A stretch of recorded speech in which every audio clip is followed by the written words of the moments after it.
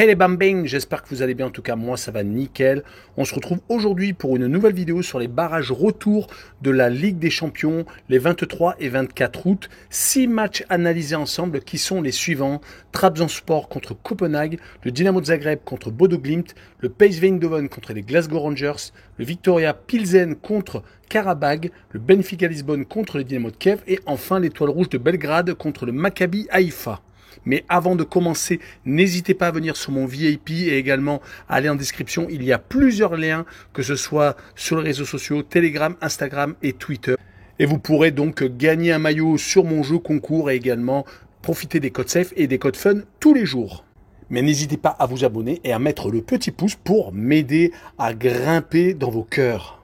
Trêve de plaisanterie, on attaque avec Trabzonspor contre Copenhague. Les Turcs, après des matchs amicaux assez moyens où ils avaient perdu quand même 3 matchs sur 4, perdant contre le Torino, Empoli, entre autres, et perdant également contre des clubs turcs contre Istanbul, Başakşehir. Mais ils avaient tout de même commencé idéalement le championnat avec 2 matchs, 2 victoires et sans prendre de but en plus. Mais malheureusement, lors du match aller contre Copenhague, ils ont perdu 2-1 et ils viennent de prendre 5-2 contre Antalyaspor à l'extérieur. Concernant Copenhague, ce n'est pas la grosse joie en championnat. 6 matchs disputés sur 18 points possibles, ils n'en ont pris que 9. Mais si on prend leurs 4 derniers matchs, toutes compétitions confondues, c'est 3 victoires et une seule défaite.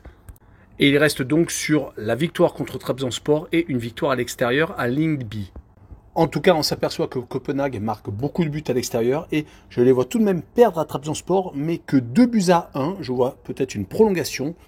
Et je vois les deux équipes marquées avec une cote à 1,71. On poursuit avec le Dynamo de Zagreb contre Bodo Glimt. Les Norvégiens ont réussi l'exploit de gagner 1-0 au match aller à domicile. Je dis exploit car le Dynamo de Zagreb ne perdait quasiment pas ces derniers temps. Leur match en déplacement se sont soldés quasiment que par des victoires, voire un match nul. Là, c'était leur première défaite depuis très longtemps. Donc à domicile, par contre, ils sont ultra solides sur les 4 dernières rencontres. À chaque fois, 4 buts et une fois 5. Donc c'est vraiment très costaud. Du côté des Norvégiens, par contre, très solide à domicile. Comme je vous l'ai dit plus tôt, avec cette victoire donc contre les Croates au match aller. Par contre, à l'extérieur, c'est un peu plus compliqué. Lors des 2 tours précédents, ils s'étaient inclinés à Linfield et avaient fait match nul contre Žalgiris. Les Lituaniens, sur cette rencontre, je les vois s'incliner 2-1 et peut-être également avoir des prolongations comme le match d'avant. Et je vois le plus de 1,5 but pour le Dynamo de Zagreb avec une cote à 1,77. Et on enchaîne avec un des plus gros chocs, le PSV Eindhoven qui reçoit les Glasgow Rangers, dernier finaliste de la Ligue Europa.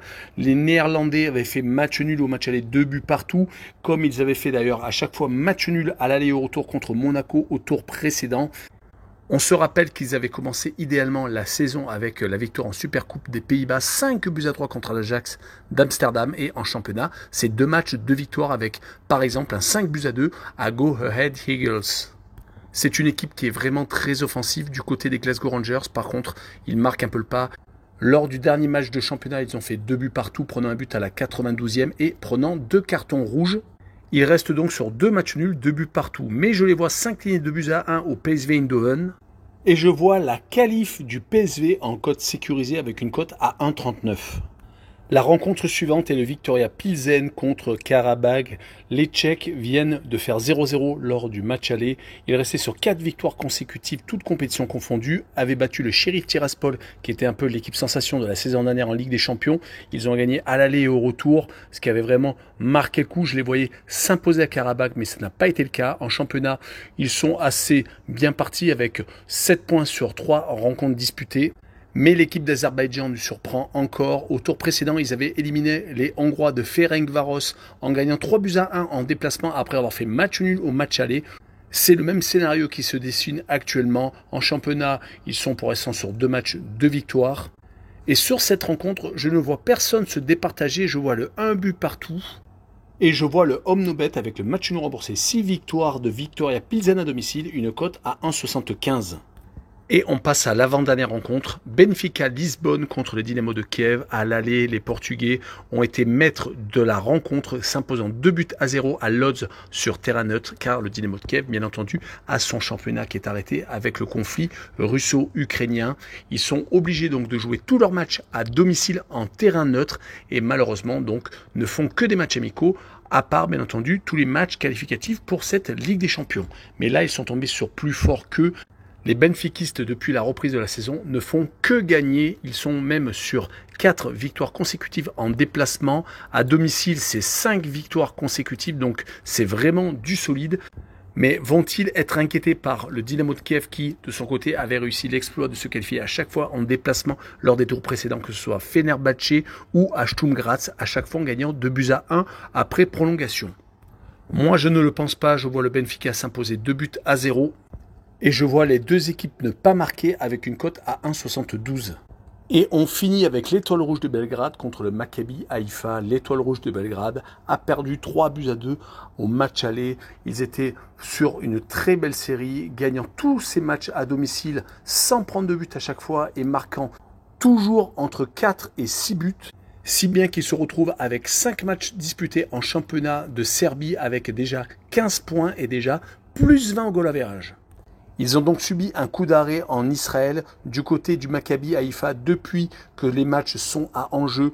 Ils sont beaucoup plus solides. Certes, ils ont perdu au pénalty la Super Coupe d'Israël contre l'Hapoel Be'er Sheva, mais ils avaient réussi à éliminer l'Olympiakos en gagnant 4-0 en déplacement après avoir fait match nul à domicile. Et lors du tour avant barrage, ils avaient éliminé l'Apollon Limassol, gagnant 4-0 à domicile et perdant 2-0 sans conséquence en déplacement au retour.